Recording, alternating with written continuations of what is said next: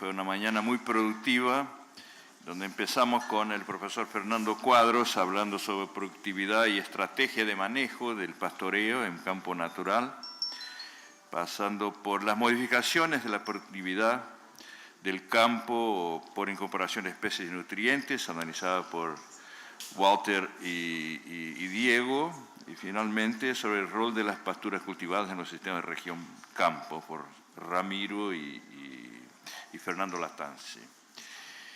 Así que abre de inmediato la discusión. Hay un micrófono circulando por ahí.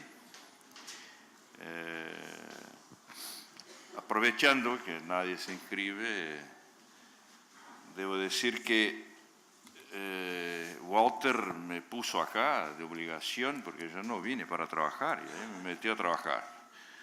Dos cosas. Primera esa. Segunda, que me metió en la mesa de jurásicos. Yo no me considero tan jurásico así. No me consideraba, pero después de esa mañana sí, porque me di cuenta que estaba con Olegario discutiendo, debatiendo quién tenía más nietos. Qué cosa bárbara. O sea. Pero me ganó de largo, tiene 16 y 2 bisnietos, eso me mató. O sea, en realidad no soy tan jurásico. Lo que pasa es que soy un joven un poco a más tiempo que los demás, pero nada más eso. Bueno, parece que quedó desde ayer demostrada la importancia de trabajar con más forraje y no más carga. La carga tiene que ser una consecuencia de la disponibilidad de forraje. Y una de las cosas que queda más que patente es el hecho de que al dejar más residuos tendremos más crecimiento del pasto. Es tan simple como eso. Porque más residuo es más área foliar, o sea, más interceptación de luz y más transformación o uso de esa luz para formación de materia seca, que es lo que va a producir carne y leche. O sea, un amigo mío decía que en verdad él no tomaba leche ni comía carne, él tomaba y comía radiación solar, transformada, por supuesto, ¿no? Bueno, hay una cuestión donde... yo pediría que se identificaran para los demás, yo te conozco, pero... Hola, sí, Jerónimo Cardoso, Viña 33. La pregunta era dirigida a las charlas de intensificación y algo que se mencionó ayer, pero muy al pasar, y ahora se retomó, de dónde colocar el área dentro de los sistemas de intensificación. Y ayer se mencionó que una estrategia puede ser por el ir a los lugares que tienen más potencial en los sistemas, intensificar en los lugares donde hay mayor potencial, o el otro camino es mejorar las áreas de menor potencial. Quería una reflexión de los panelistas al respecto. Bueno, la palabra con ustedes.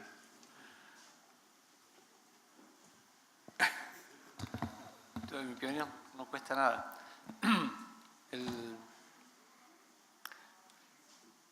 creo que la decisión depende de la causa del menor o mayor potencial. Si el menor potencial es porque ese lugar fue, por ejemplo, invadido por malezas invasoras, ese sería el lugar. O sea, se degradó por razones que no tienen que ver con cosas intrínsecas. El suelo es bueno, pero o hubo sobrepastoreo o fue agricultura en un momento y se regeneró. Ese sería el lugar a recuperar. Si tenés un suelo con potencial, pero la estructura que tenés hoy o las especies que tenés hoy no son las mejores, ahí. Si el menor potencial está dado porque el suelo es 10 centímetros y quizás no, buscaría lo otro, porque como decía Ramiro, te perdés todo, el costo por hectárea no varía, pero te perdés, tiene un techo muy bajo. Eso es lo que yo opinaría, digamos.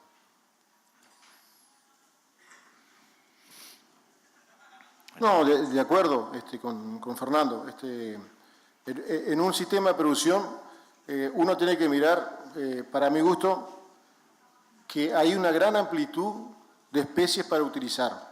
Estamos en una situación, digamos, yo diría que mejor que hace 20 años atrás. Tenemos muchas especies tenemos muchos cultivares dentro de la especie, y eso hay que, digamos, el INE ha aportado mucho en ese aspecto. Dentro de esas especies tenemos especies que son pioneras. Esas especies pioneras nos permitirían recuperar zonas si son, digamos, degradadas o con bajo contenido de nutrientes, siempre y cuando haya potencial de suelo. Potencial de suelo, no te digo un suelo fértil, pero sí profundidad por lo menos. No sería descabellado hacerlo siempre y cuando uno se encuentra con un productor que sea bastante reticente a hacer algo que tenga mucho valor en un suelo que tenga un alto potencial. O sea, no nos olvidemos solamente de lo biológico, no nos olvidemos de lo edáfico, sino que pongamos lo biológico y lo edáfico siempre también con lo social. Porque si lo social no acompaña lo biológico y lo edáfico, siempre el resultado va a ser negativo. Entonces, estudiemos bien el productor para poder realmente dirigir a qué área vamos a modificar o, digamos, a incrementar su productividad. Si estamos en un productor que es muy extensivo, los cambios van a tener que ser graduales. No le vamos a decir, bueno, vamos a hacer una pastura en ese suelo que tiene un alto potencial, vamos a gastar $300 por hectárea, que usted va a producir 700 kilos. Le llegás a cerrar porque hay un año malo y olvídate. Les diste un mensaje que, si bien es cierto, para él se transforma en erróneo y no va a hacer nunca más nada. Entonces, paso a paso, empecemos, si tienen áreas que son de menor potencial, con mejoramiento extensivo, especies pioneras, que también tienen menos potencial, digamos, menos requerimiento de nutrientes, y de esa forma ir elevando de a poco para luego de ir de los pasos, empezar con otras cosas. Lo adaptado de Navinger está bien claro, y también se adapta a los sistemas de producción.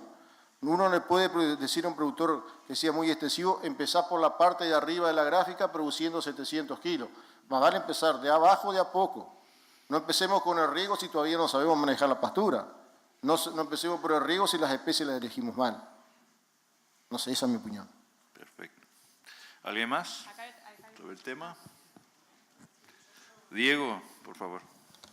Sí, para la región centro-sur de Corrientes y norte de Entre Ríos, unas 2 millones de hectáreas de pastizales, la opción de mejoramiento es bien clara para pastizales de buenas características, digamos, que tienen un potencial de respuesta muy alto. Sin duda que hay situaciones de ese tipo de pastizales de productividades medias de 5.000 kilos de materia seca, que podemos llegar mediante fertilización, solo agregado de nutrientes, a 10 toneladas de materia seca, que han tenido un proceso de degradación y donde podemos trabajar en mejorar una situación actual degradada que para retroceder o para volver a una situación mejorada. Pero en general, cuando planteamos un mejoramiento es pensando en pastizales de buenas características. Y el reemplazo del campo natural por especies introducidas para una pastura en esos ambientes, y pensando en especies C4 sobre todo, pasturas monofíticas de C4, en ambientes menos productivos o pastizales de menor calidad, ¿no? Bueno, el próximo, ¿hay alguien inscrito? Por favor. Alberto De Luqui, soy ingeniero agrónomo y ejerzo liberalmente la profesión. Creo que es una pregunta para Fernando Cuadros. Estamos de acuerdo en el cambio de concepto de más de dar, de alimentar animales es de manejar el pasto y producir forraje. La tendencia es a manejarnos con más pasto. No sé si fuiste tú que comentaste al pasar o fue otro de los panelistas que se habló que eso también permitía la selectividad por parte de los animales. ¿Cómo se da ese esquema de manejo con la doble estructura que se me va a ir generando en el campo a favor de gramíneas de repente de menor calidad que van quedando para atrás o del emmalezamiento propiamente dicho? Gracias por tu pregunta.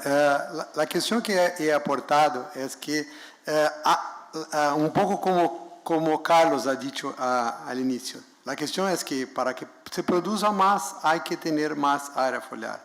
Esta área foliar mayor también le da una oportunidad mayor de selección para los animales. Pero cuando comenzamos a dar esta mayor oportunidad de selección, como tú dices, es posible que haya rechazo de algumas plantas em campo natural, sobretudo aquelas que formam matas. Então, o que hemos trabalhado é que quando utilizamos ritmos uma frequência de pastoreio nos potreiros mais alta, estamos a favorecer aquelas espécies que têm ritmo de reposição de hojas novas maior. Então, a largo prazo, é isso que é importante. Em nosso experimento, observamos ao largo desses 7 anos que não se cambiou a diversidade. São as mesmas espécies em los dois ritmos. A grande diferença é a estrutura do pasto. Quando trabalha com intervalos de descanso maiores, te vas a ter uma contribuição a essa estrutura de pasto maior das espécies que formam as matas. Então, a questão é, sobretudo, como trabalhas isso. Nós estamos falando de protocolo experimental, então temos que ter consistência a largo de los anos, o que não é o mesmo tempo que pode fazer produtor que tem que ter flexibilidade em seus manejos. Então, te diria, por pouco tempo, que se cambias o ritmo a largo do ano, ou seja, em primavera, verano, se trabalhas com uma frequência maior de pastoreio, estás mantendo tu tapiz com uma estrutura mais favorável. E em verano, outono, te podes aumentar mais a oferta, e isso é muito, muito importante porque em nossos resultados, as melhores ganâncias em outono e inverno han sido quando trabalhamos com os intervalos mais longos. Então, a questão é pouco isso. Não sei se te respondi. Bueno, el próximo, Leonardo. Leonardo Emater, Rio Grande do Sul. Fernando, em parte já está respondida. O tema de como queda o banco de semillas de suelo de especies nativas y se dijiste que no cambia la diversidad, pero entonces con ese manejo no conseguís que haya el nacimiento del banco de semillas de especies forrajeras de mejor calidad con el manejo. Es una pregunta. Y otra que solo para el tema del mejoramiento del campo natural, nosotros somos muy orgullosos en decir que el Pampa es el ambiente más biodiverso, que tiene mucho C4, mucho C3. Tenemos el ambiente campestre más rico del planeta. Aunque cuando hablamos de mejoramiento del campo natural, ¿no? Solo miramos, o casi solo miramos para las especies exóticas, y siendo que si pensamos en la cuestión económica, en la cuestión de resiliencia, en la cuestión de la estructura predominantemente de gramíneas, tenemos una diversidad que no es chica de especies nativas, que los programas de mejoramiento poco tiene hecho. Y la pregunta es, bueno, ¿qué tiene acá Argentina y Uruguay de respuestas con mejoramiento de especies nativas o mejoramiento de selección de ecotipos, ¿no? nativos del bioma en el tema de mejoramiento de campo natural? Fernando. Bueno, hay mucho que responder, voy a hablar un poco solo. Una cuestión que respondí a una cuestión de un periodista antes de mi charla es que tenemos que tener en cuenta que si bien tenemos mucho en común, también tenemos diferencias importantes en términos de clima, de suelos, y como consecuencia de esto, también hay diferencias en la fisionomía de los campos. Entonces, eso tenemos que tener en cuenta, sobre todo para nosotros en Brasil, porque estamos bien en un marco de transición climática. Entonces, no podemos nos comparar completamente a situaciones ni de Uruguay ni de Argentina. Entonces, con relación al banco de semillas, yo pienso que siempre que mantenemos las pasturas con una altura arriba del rojo de la regla de Elbio, estamos a favorecer la posibilidad de generación de todo el banco de semillas. Pero yo no tengo información suficiente sobre cuál es el potencial de banco de semillas. Pero o problema que temos, sobretudo em nossos protocolos experimentales de Rio Grande do Sul, que estão em uma faixa central do estado, em que naturalmente há uma baixa contribuição de espécies C3. Então, isso não é possível cambiar nem ao médio e talvez a longo prazo, porque há uma limitação climática. Há ambiente muito favorável às espécies C4, que são muito competentes e que não vão permitir bom desenvolvimento da C3. O que não é o mesmo acá em Uruguai ou em parte de Argentina. Então, temos que ter em conta as limitações que o ambiente nos põe. E isso te dá pouco o aspecto da segunda parte de tu pergunta, que eu vou deixar à gente de Uruguai que te responda. Pero uma hipótese preliminar que nós teníamos quando implantamos nosso protocolo experimental é que os ritmos de manejo hariam cambiar a diversidade. Pero estamos aún trabalhando a médio prazo, temos 7 anos e isso não se passou. Não sei se isso se pode passar a mais largo prazo. Pero eu creio que aspecto que Fernando ha comentado, que é a questão de resiliência. Temos ambiente com plantas com muita resiliência e isso impede que, se não há alterações muito drásticas e se respeitas os fluxos das plantas, mesmo que para fluxo de grupos diferentes, lá as espécies conseguem se adaptar a isso. Então, eu creio que é pouco do que tu perguntas. Bueno. ¿Otra cuestión? ¿Vos estás? ¿No? Con respecto a lo de mejoramiento genético, perdón. INIA Uruguay ha seguido 2 estrategias, me parece. Una es conservar germoplasma y el banco de germoplasma de INIA, en conjunto con el de la Universidad de la República, tiene colecciones de especies de campo natural. Lo que tiene por ahí, lo que estaría bueno tener más es caracterización. O sea, hay mucho germoplasma colectado, que son semillas en una heladera, y que estaría bueno entender qué variabilidad hay ahí, ¿no? Este segundo paso está bastante avanzado en Bromus auleticus. Y es una especie en la que vamos a seguir trabajando. Es una especie C3 de muy lenta implantación, pero con mucho potencial de permanecer ahí. Es una nativa de esta zona. En ese caso lo que tenemos más avanzado es un conjunto de 8 poblaciones seleccionadas de un total de 80 y pico de accesiones, que hace 4 años están en una red de ensayos para ver cuánta variabilidad hay si la población del basalto anda bien en todos lados de Uruguay o si la del basalto anda mejor en basalto y la del este en este. Yo creo que para el año que viene ya vamos a tener una respuesta a eso. Y la segunda estrategia fue elegir en una especie muy adaptada local, Paspalum notatum, un genotipo con buenas características para usarlo como especie sembrada, para regenerar campos natural o para pasturas sembradas, ¿no? La oferta de subtropicales que tiene Uruguay no es la más alta, Setaria fasciolata es una que había mucho, Paspalum dilatatum hay algunos materiales.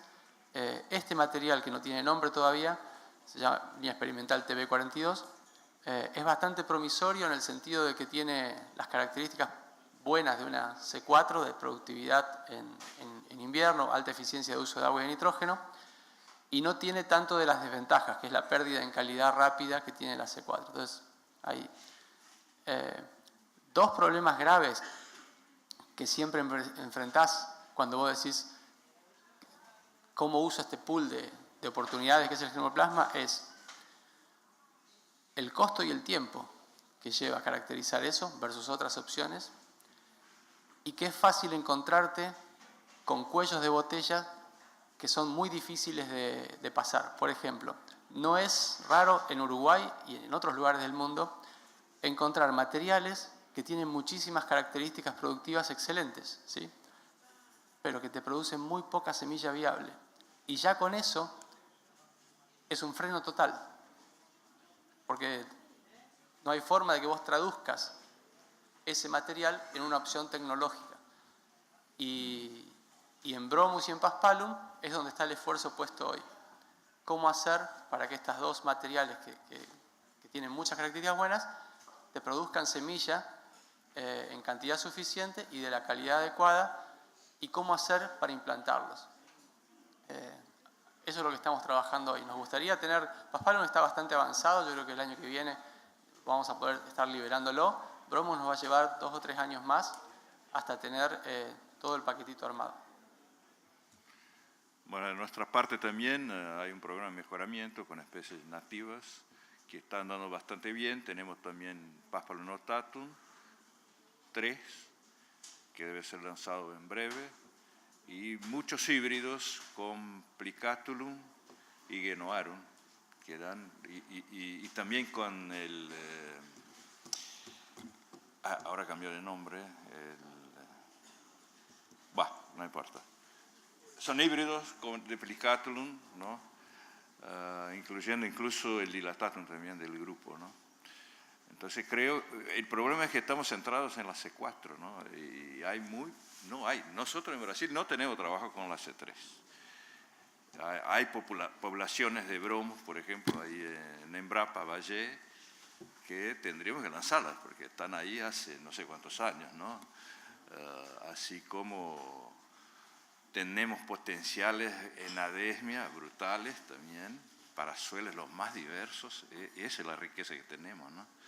Tenemos adesmia, por ejemplo, y Trifolium riograndense, que están ahí vegetando en suelos con pH 4 y a veces menos, con una cantidad de aluminio presente brutal, que es una riqueza tener una planta capaz de crecer en esas condiciones, ¿no?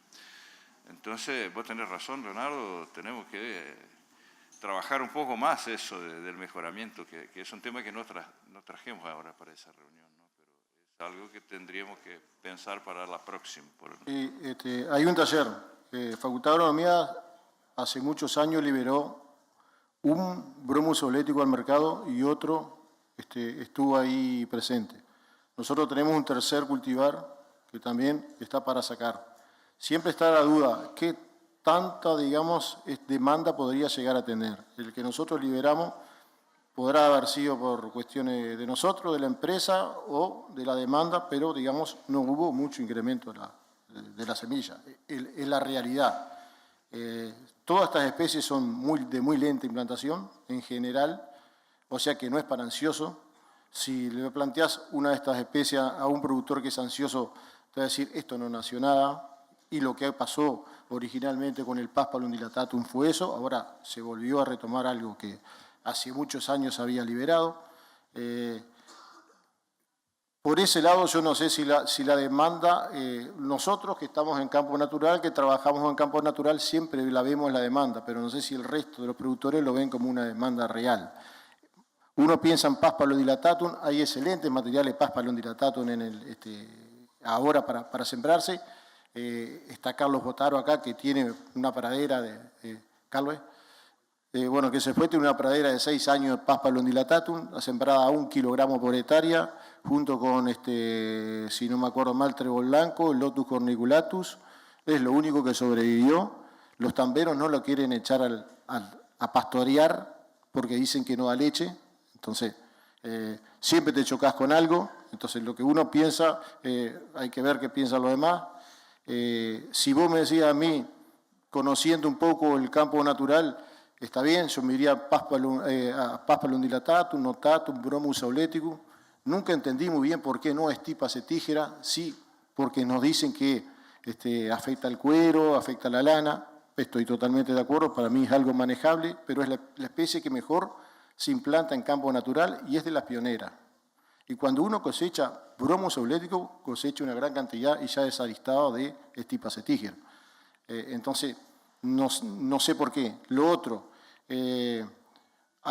cuando hace un mejoramiento, y Walter lo dijo bien al mencionar, una de las especies que más responde es Desmodium incanum. O sea, cuando uno piensa, vamos a ajustar un manejo del pastoreo, vamos a fertilizar y damos las condiciones pensando en una especie, la que puebla más es Desmodium incanum. Pero ¿qué pasa?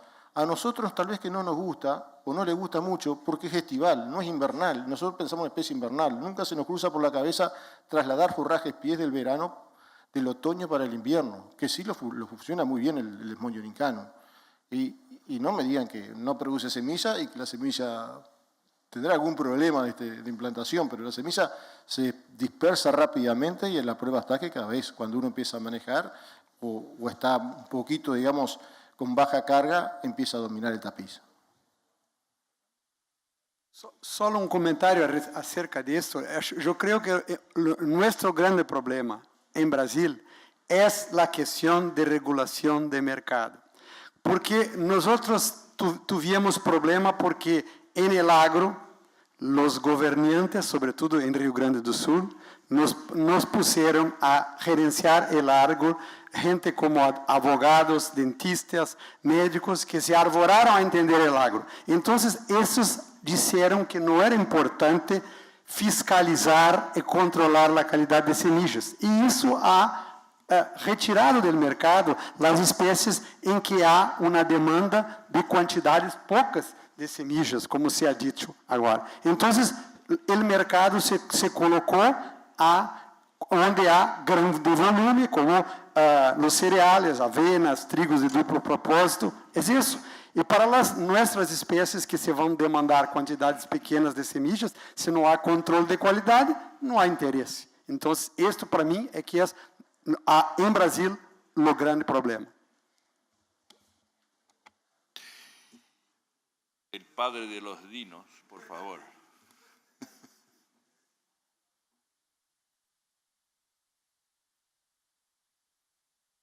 No.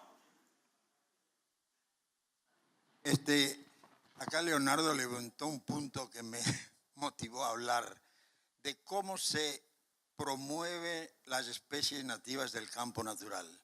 Y Diego presentó un dato de Mercedes Corrientes que al fertilizar con fósforo, las leguminosas nativas aumentaban un 126%, si no recuerdo mal el dato. Y Jerzy me comentó el aumento del Desmodium incanum, del Trifolium polymorphum, de la desmia. O sea, en los campos nativos donde tenemos mucho C4 y uno promueve con fertilización y manejo la recuperación del campo natural, la aparición de leguminosas nativas es extraordinaria. A mí me gustaría que Jerzy comente lo que me comentó a mí en el oído. Bárbaro. Bom, no campo adubado resultante de uma pastagem cultivada que falhou. E muito bem, apareceram as nativas num outro status de fertilidade de solo. E aí despertou interesse. Em observações, é que ali não se fez maiores avaliações,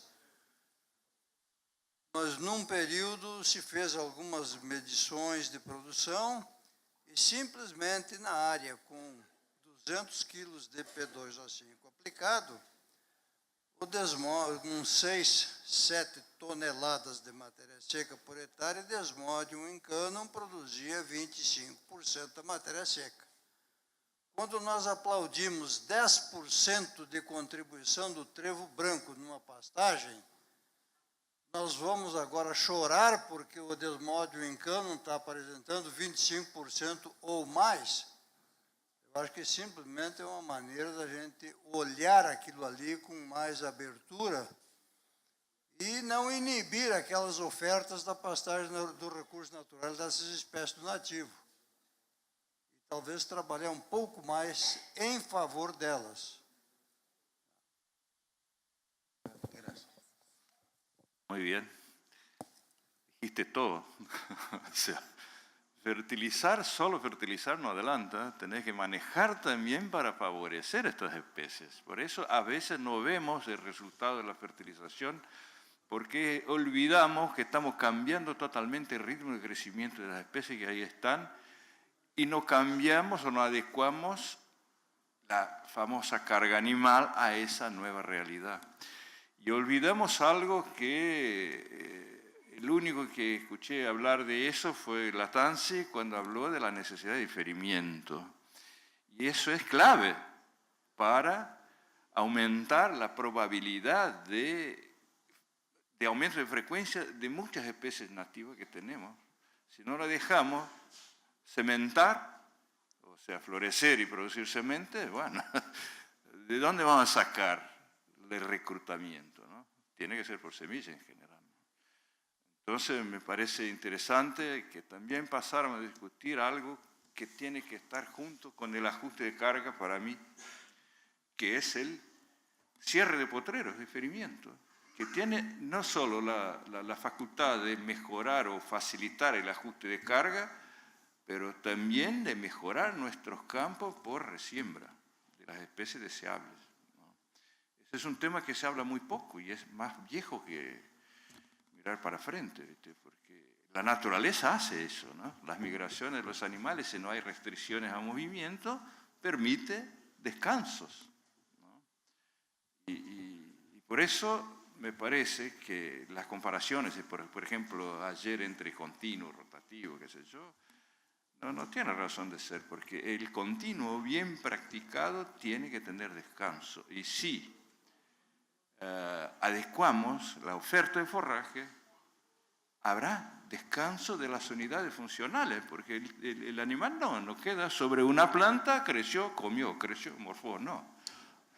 Eso depende de la carga, de la densidad de animales. Entonces, es rotativo, como aprendí con el maestro Marasquín. También el continuo es una forma en que con el ajuste de carga, o sea, trabajando la densidad de animales, permitimos descanso también a las unidades productivas que son las plantas. No sé si hay más cuestiones, si no yo pondría una cuestión para la mesa discutir un poco, que es... Ah, sí, por favor, perdón, profesor Saibro. Ese sí, es el jurástico más importante que no estaba en la mesa acá. 20 y pico de años como secretario del grupo. Vou falar português porque é a minha língua nativa. Bueno. E se no meio da minha intervenção surgir alguma palavra em espanhol, me perdoe. Não que eu seja contra o portunhol, porque é uma maneira também que nós usamos para nos comunicar. Tem sido tradição, desde a sua criação, não é? Uma conotação muito forte na defesa do campo nativo. Sempre foi. Entretanto, nas nossas condições ambientais, particularmente de uma maneira especial no Rio Grande do Sul e no sul do Brasil, há um espaço muito importante para as forrageiras cultivadas, para as espécies que não são nativas e que são espécies cultivadas em outras partes do mundo e que podem também, assim como o campo natural, proporcionar uma contribuição muito especial para a produção animal nessas regiões. Por exploração de ambientes diferentes, por sua origem diferente, tanto edáfica quanto do ponto de vista das espécies nativas, também pelo uso da terra em diferentes regiões, particularmente me refiro à situação brasileira, mas eu reconheço, particularmente no Uruguai, poderia incluir também, principalmente, a região pampeana argentina, não é? Para destacar a importância das espécies cultivadas, como um complemento do sistema de produção com base em pastagem nativa. Eu sempre fui acusado de defender as espécies exóticas em detrimento das espécies nativas. Isso foi uma grande injustiça que eu recebi, porque eu nunca tive essa fama de ser contra a pastagem natural. por uma razão muito simples, porque eu sou um técnico gaúcho, formado no Rio Grande do Sul, conheço a importância da pastagem nativa, não apenas no Rio Grande do Sul, mas em todo o Cone Sul. Tenho aqui vários colegas que estão testemunhas da minha posição.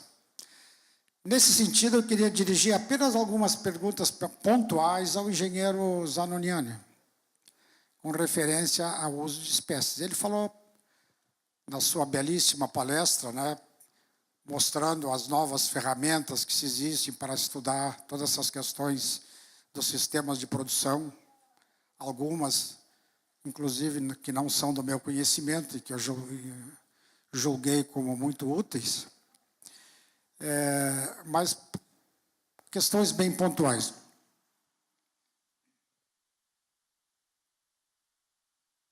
Uma delas se refere a cultivar macu de lótus, que foi uma espécie na qual se depositou bastante esperanças com relação aos campos de solos muito ácidos, dada que a sua origem na Nova Zelândia foi baseada em solos muito ácidos. O professor Miguel, da Faculdade de Agronomia de Porto Alegre, trabalhou bastante nisso em Santa Catarina e, lamentavelmente, não chegou a conclusões muito interessantes a respeito dessa espécie lá, no nosso ambiente. Então, a minha pergunta também, por haver uma referência sobre lótus macu, eu perguntaria para o professor, para o engenheiro Ramiro, qual é a importância atual da cultivar macu nas pastagens cultivadas no Uruguai? Segundo lugar, não também ouvi falar muito, embora eu saiba que existem diversas cultivares novas de lótus corniculatus, não é? Quais são os novos desenvolvimentos a respeito de lótus corniculatus, novos genótipos de cultivares de lótus corniculatus. É muito conhecido o cultivar San Gabriel, que foi originalmente desenvolvido a partir da cultivar gaúcha São Gabriel, e que foi feito um programa de melhoramento genético visando resistência a moléstias. Muito bem. Então, a minha pergunta com relação a cornichão seria relacionada com isso. Outra pergunta que eu ouço falar, refere-se a uma espécie que eu ouço falar, que é muito cultivada no Uruguai, é a festuca. Festuca arundinacea, basicamente, né? No final do século passado, início desse século, foram feitos desenvolvimentos muito importantes em festuca, no sentido de resolver o problema da tetania da festuca, principalmente no sul e sudeste dos Estados Unidos, e em colaboração com a Nova Zelândia. Também perguntaria se há algum desenvolvimento mais expressivo com relação ao melhoramento genético de festuca arundinacea. E, por fim, estenderia um pouquinho mais também essa pergunta com relação à situação atual no Uruguai de cultivares de trevo branco, de trevo vermelho e, por que não, de raigraça anual. Obrigado. Me mató, Zairo. Tengo para hablar 4 horas más o menos. La gente me va. De Macú, yo creo que en el Uruguay hay 2 personas que son las que deberían hablar. Esas 2 personas, una está a mi derecha, o 3 personas, otra es Raúl, que debe estar por ahí, que no lo veo, y la cuarta es Formoso, que ha trabajado bastante. En la presentación de Walter, él nombró como que hubo 2 hitos importantes digamos, en la historia, no sé si en la historia reciente, de, digamos, apariciones de momentos. Uno de esos momentos bien claro fue Lotus ubiflorus, Lotus rincón, y el otro fue, como bien mencionó Walter, el de Lotus macú, Lotus pedunculatus cultivar macú. Es una especie, digamos, que se puede llegar a considerar, para mí, las dos, junto con hasta Lotus tenuis, como especies pioneras dentro de las leguminosas, ¿no? Estamos hablando. En la zona que maneja Walter, pero que me corrija él, he ido a ver varios establecimientos que lo tienen, creo que hace 20 años tras implantado, en mejoramientos extensivos, no pastura sembrada, con productividades similares a una pastura sembrada y con, digamos, si bien suelo, con aparición de rocosidad entre medio. Vos corregime, Walter. También formosos los aprobados junto con Festuca rizomat y con trébol blanco, en Lotus pedunculatus, y ha tenido con y sin riego, pero producciones de 12 toneladas de materia seca, lo cual, digamos, la hace una especie bastante, digamos, importante. Lo único que nosotros hemos encontrado en la zona de nosotros, que son, digamos, suelos más calcáreos, es que en el ambiente de nosotros como que no se comporta muy bien, y también nuestros ambientes han recibido bastantes mejoramientos en algún momento de Lotus corniculatus, y en algún momento se menciona de que hay una incompatibilidad de cepas de rhizobio. O sea que la cepa de rhizobio del Lotus corniculatus es infectiva, pero no efectiva en Lotus macú. Y por eso que en la zona de nosotros no se utiliza demasiado. Pero en campos que son moderadamente ácidos, que no han tenido mucha historia de Lotus corniculatum, funciona perfectamente. El cuello de botella, Walter lo sabe bien, es básicamente el sobrepastoreo que puede llegar a sufrir en el periodo otoñal, que es donde tiene que acumular reservas. Si uno deja acumular forraje, puede trasladarlo al pie, acumular reserva, incluso pastorearlo bien en el periodo invernal. O sea, es una especie estival con una buena capacidad de traslado de forraje hacia el invierno. O sea, es de la especie que, no sé qué está ahora, Walter, de disponibilidad de semillas en el mercado.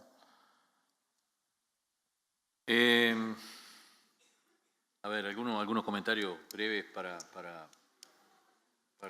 responder al profesor Saibro. Yo creo que el género Lotus en la región nuestra, en muchas de esas condiciones de ambiente de baja fertilidad y acidez, es uno de los géneros que prospera de mejor manera. Y ha sido una de las formas de sortear muchas de esas limitantes a través de las especies. Y tenemos buena performance de los Lotus anuales, de los Lotus corniculatus o tenues según los ambientes, y del Lotus culiginoso. Necesariamente yo creo que hay que tener presente lo que es la zonificación de dónde anda o funciona cada especie. En el caso de lo que es macu, los buenos resultados en algunas regiones ganaderas, particularmente del este del país, motivaron a mucha gente en otras áreas, y tal como decía Ramiro, a llevarlo a otras zonas del país. Y donde el pH es alto, y estamos más cerca de zonas tipo suelos calcáreos, ¿no? Algunos ejemplos vi en la zona de Guichón, no funcionaba. Y es una cuestión del tema de pH, una especie especialmente adaptada, y el tipo de rhizobio, que es un bradyrhizobio adaptado al ambiente más ácido, hace que se comporte mejor en ese ambiente. Entonces, creo que tenemos que tener presente que saber dónde implantar las especies es clave. Hoy la situación, macu tiene una limitante que es la producción de semillas, es errática, es costosa, eso de alguna manera limitó la expansión, no invalida su historia. Yo creo que está dentro de las especies de mayor persistencia a nivel de campo. O sea, hoy estamos hablando acá con algunos compañeros, tenemos algunos mejoramientos de más de 20 años, sin haber hecho nada, o sea, sin haber solo mantenido un régimen de fertilización a lo largo del tiempo y un manejo aceptable. Y entiendo que es de las especies, habrá alguna otra igual, pero con más de 20 años en la región persistiendo, marca realmente una línea importante. ¿En qué está hoy una institución como INEA en cuanto a mejoramiento genético? Bueno, tratar de resolver algunos de esos problemas que tiene el macu en cuanto a producción de semilla y poner en el mercado algunas alternativas nuevas. Ayer en la reunión con los productores lo expusimos. Hay un par de materiales liberados al mercado, algunos son reselecciones sobre MACU en cuanto a ser seleccionados por mayor producción de semilla, que están siendo disponibles. Eso de alguna manera va a traducir en una bajada del costo de la semilla y de alguna manera una expectativa a una mayor inserción a nivel comercial.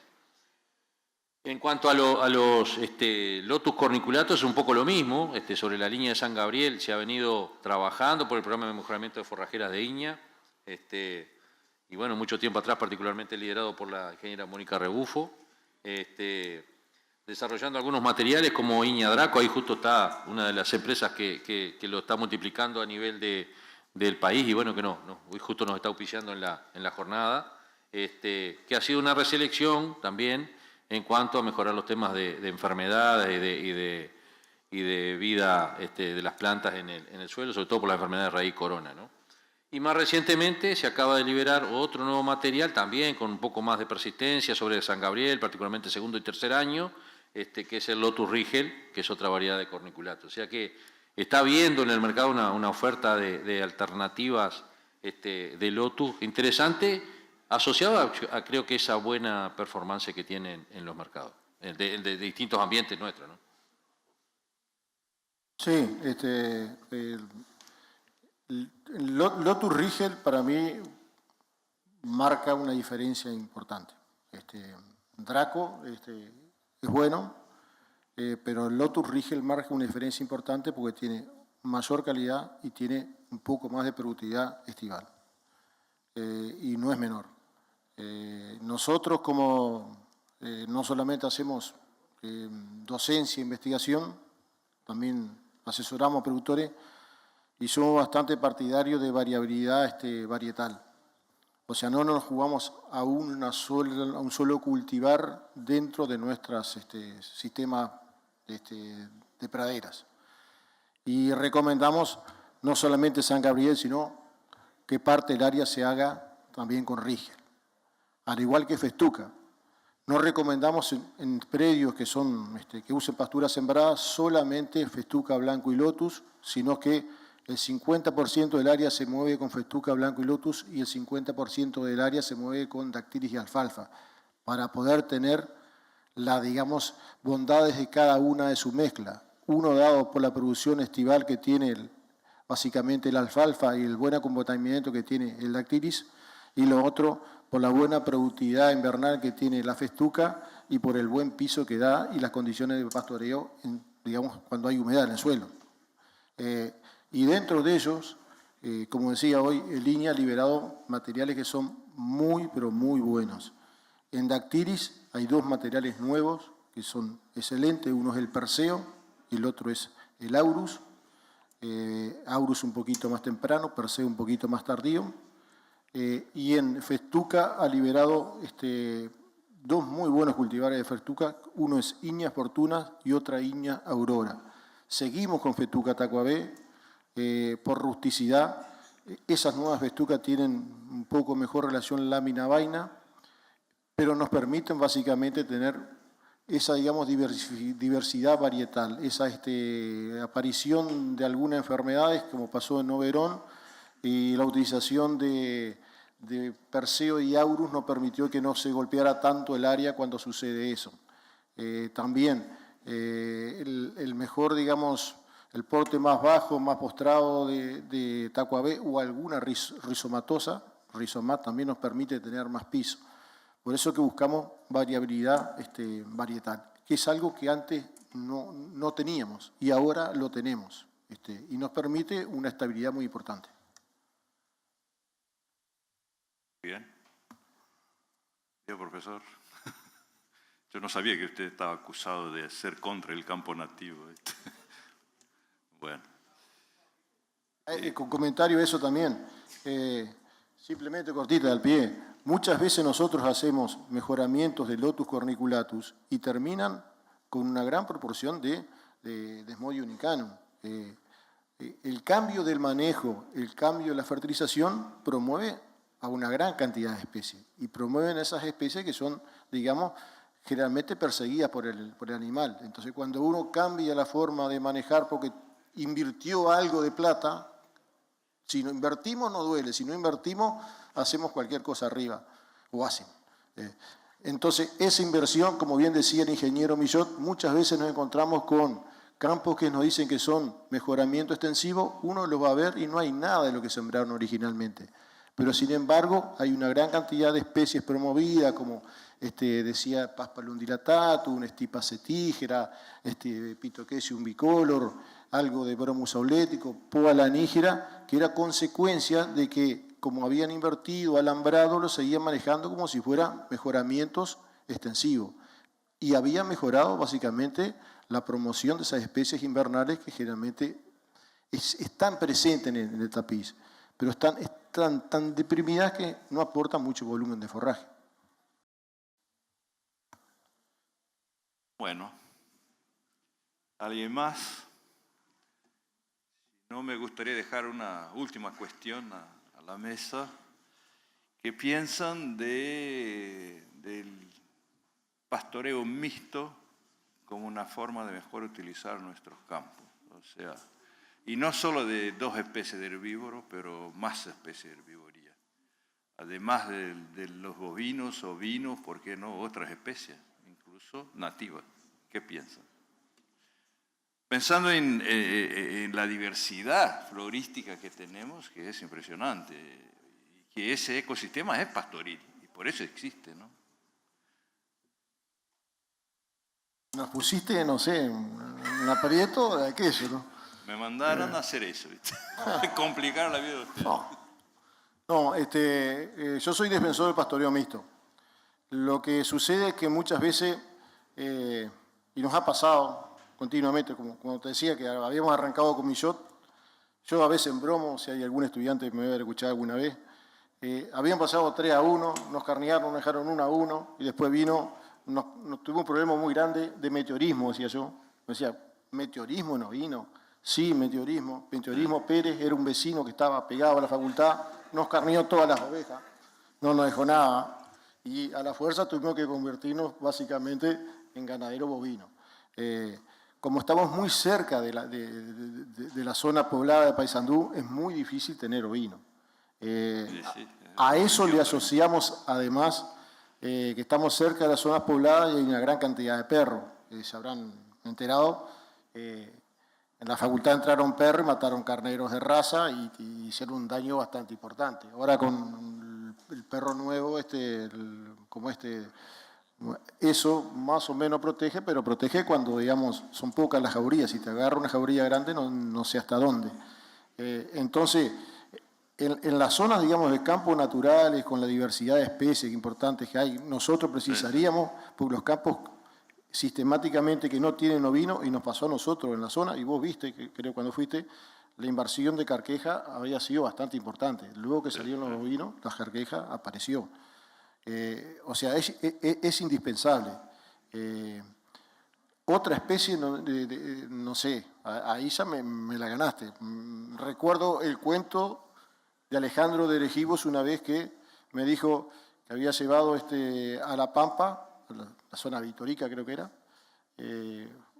la introducción de cabra, y las cabras habían terminado no sé en qué lugar de la Argentina, lo había labrado y que casi lo tenían prohibido la entrada a La Pampa. Entonces, no sé hasta dónde las cabras. Y el venado, no sé, me parece que si va por el lado del venado, con la oveja no sé qué compatibilidad hay, eso habría que verlo ahí estudiarlo. Es una provocación, parece. Yo tampoco sé. ¿Alguien más? Carlos, nos hiciste una provocación, así que alguna cosa tenemos que decir antes de irnos a almorzar. Yo creo que los conceptos de pastoreo mixto y las ventajas siguen vigentes, ¿no? En cuanto a la ventaja de esa, y ha sido un ejemplo nuestra región en cuanto a lo que es el pastoreo mixto, o sea que eso para mí sigue. Ahora, hay una realidad productiva que marca las tendencias donde se mueven las cosas, y pongamos el ejemplo de Uruguay. Supimos tener 25 millones de ovejas y hoy tenemos 6, 7 y tenemos 12 millones de vacas. O sea, pasamos al revés de una realidad que estará explicada por los precios en algunos momentos, estará explicada por el tema de la mano de obra en otros momentos en los sistemas, y eso está operando, o sea, no nos podemos escapar de la realidad y que en definitiva hemos ido en el caso de los ovinos a especializarnos en determinadas producciones, llámese la lana fina en el norte, llámese el engorde o la búsqueda de más rentabilidad por la prolificidad en otras zonas, pero ha ido como una tendencia a una especialización. Entonces, la interacción con el pastoreo mixto como que también creo esa especialización la ha llevado también capaz que a caerse un poco en la discusión, ¿no? Esa es mi reflexión. ¿Alguien más? Diego. Sí, yo creo que desde un punto de vista biológico, digamos, una de las características que destacamos de nuestro sistema es la diversidad, ¿no? Y eso, la resiliencia y la estabilidad que nos da. Entonces, específicamente cuando hablamos de campo. Entonces, cuando hablamos de sistemas de producción, sin duda que mayor diversidad tiene que aportarnos, no tiene una discusión en cuanto a cuánto aporta en cuanto a estabilidad y resiliencia del sistema. Evidentemente, esos sistemas más complejos, más diversos, son más complejos, y la realidad que están mencionando, lo que nos indica hoy es que necesitamos sistemas que requieran de menos gente encima, o más facilidad de la toma de decisiones, y por ahí es donde tenemos que buscarle la vuelta, me parece. Pero sin duda que no hay discusión en cuanto a los beneficios que puede llegar a traer o que tienen esos sistemas más complejos. Fernando. Solo gostaria de agregar que, además de ser também partidário de esses sistemas mistos, eu vejo que um grande problema que temos nós outros investigadores é que nossa ciência é muito compartimentada e não nos permite formas de desenhos experimentais que nos favoreçam trabalhar com isso. Então, é algo que, como disse Elbio, na questão dos próximos 40 anos, temos que começar a desenvolver esses desenhos, as ferramentas de análise que nos permitam trabalhar com esta diversidade, como Diego ha dicho. Era lo que quería escuchar. Muy bien. Sí, Carlos, un punto quiero levantar. La sesión me pareció muy buena para demostrar el potencial productivo, como dice ahí en el cuadro, pero no fue buena para mostrar el estado de la situación actual de la producción de nuestros campos. A mí me parece que nosotros como técnicos estamos queriendo aumentar el potencial, las cifras lo han mostrado, y nos olvidamos de que la realidad verdadera de los campos es otra. Ayer pudimos escuchar charlas en donde los técnicos trabajaron con un grupo de productores y aumentaron la producción. Pero a mí me parece que en sesiones próximas del grupo se debería intentar de hacer una radiografía de la verdadera de la situación actual de la producción de los campos naturales de Uruguay, de Brasil y de Argentina, para ver cómo podemos llegar a ese potencial. Nosotros nos sentimos contentos porque aumentamos el potencial, pero después quién lo aplica o cuántos lo aplican. Y eso necesitamos que se haga en próximas reuniones. Ver un verdadero diagnóstico de la situación real, de cómo están los campos nativos hoy y cuánto están produciendo. Señor secretario de los próximos 40 años, ¿anotó? Muy bien, gracias, muchas gracias, delegario. Es importante. No sé si alguien más quiere manifestarse. Si no, nos espera la comida, ¿no? Entonces agradezco a la mesa y a todos los presentes y sus contribuciones.